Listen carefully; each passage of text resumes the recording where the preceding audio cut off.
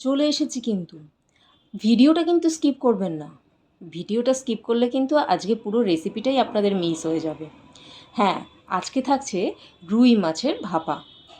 ঠিক এইভাবে একবার রান্না করে দেখতে পারেন যে কেমন লাগে।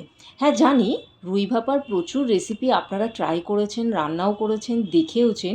তবুও একবার এরমভাবে রান্না করে দেখুন, ভীষণ ভালো লাগবে, কথা দিচ্ছি। তো প্রথমেই যেটা করবেন, মিক্সারের বাটিটার মধ্যে কালো সর্ষে, সাদা সর্ষে আর পোস্ত নিয়ে জল ছাড়া গুঁড়ো করে নিন।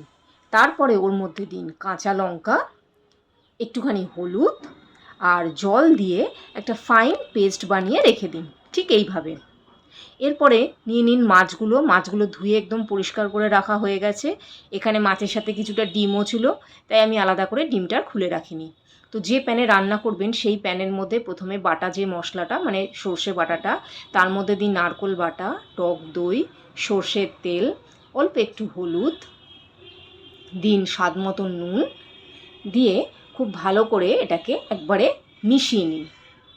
তো যখনই ভালো করে সব মশলাটা মেশানো হয়ে যাবে, এরপর মাছগুলোকে আস্তে আস্তে ওই পেস্টটার মধ্যে দিয়ে দিতে থাকুন।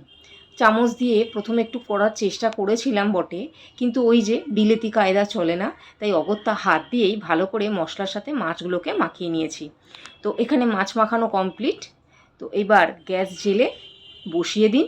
খানিকটা মিক্সির বাটি ধোয়া জল, যেটুকু প্রয়োজন সেটুকু দিন। দিন কাঁচা লঙ্কা দিয়ে, আর কিচ্ছু না, গ্যাসের ফ্লেমটাকে কম করে দিয়ে ঢাকা দিয়ে বসিয়ে রাখুন। কিছুক্ষণ পরে খুব আলতোভাবে মাছগুলোকে আস্তে আস্তে করে উল্টে দিন, যেহেতু সেদ্ধ মাছ ভেঙে যেতে পারে। আর এখানে যদি বাড়িতে লেবু পাতা থেকে থাকে তো লেবু পাতা দিয়ে দিন। ব্যাস, রান্না কমপ্লিট।